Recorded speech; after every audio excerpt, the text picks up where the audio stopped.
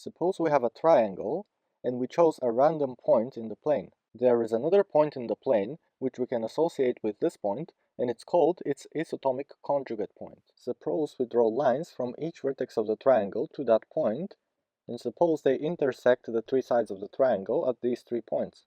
Now let's take this point and measure this distance, and then put this same distance on this side of the segment. You can also think of this point as the symmetric point of this point with respect to the midpoint of this side of the triangle, which is here, somewhere here. Similarly, we take this point, we measure this distance, and we construct the same distance on this side of the segment, such that this point and this point are symmetric with respect to the midpoint of this side of the triangle.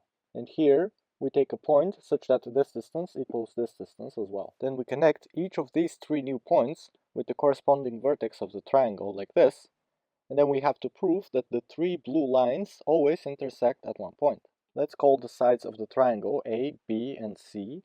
Let's call this distance here x, therefore this distance should also be x, and if this here is y, then this is also y, and if this here is z, this here is also z. We can apply Chevre's theorem for this triangle and the 3 red lines that we know intersect at one point. Then we get that c minus x divided by x times a minus y divided by y times z divided by b minus z equals 1. Now we can try to use Chevre's theorem to prove that the 3 blue lines intersect at one point. And for this, we need to show that x divided by c minus x times y divided by a minus y times b minus z divided by z equals 1. But as you can see, this equality is exactly the same as this equality. If you just take the reciprocal of each fraction here, you're going to get each fraction here.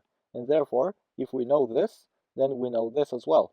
And hence, by Chevre's theorem, the 3 blue lines must always intersect at one point. This point is called the isotomic conjugate point of this one with respect to this triangle.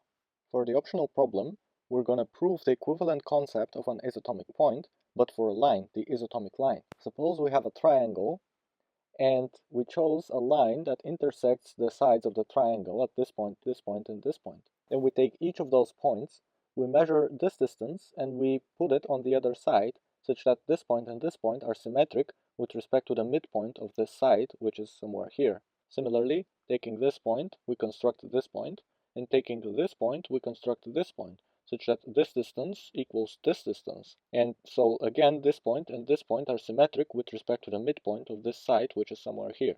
We need to prove that the 3 new points, this point, and this point, always lie on a straight line. And this line would be the isotomic conjugate line of this one. And here's the solution. Let's mark the sides of the triangle as C, A, and B. Let's denote this distance by x, and so this distance would also be x. Let's denote this distance by y, and so this distance would also be y. And similarly, if this is z, then this here is also z. We can apply Menelaus' theorem for this triangle and these 3 points, which we know lie on a straight line. Then we can say that c plus x divided by x times y divided by a minus y times z divided by b minus z equals 1.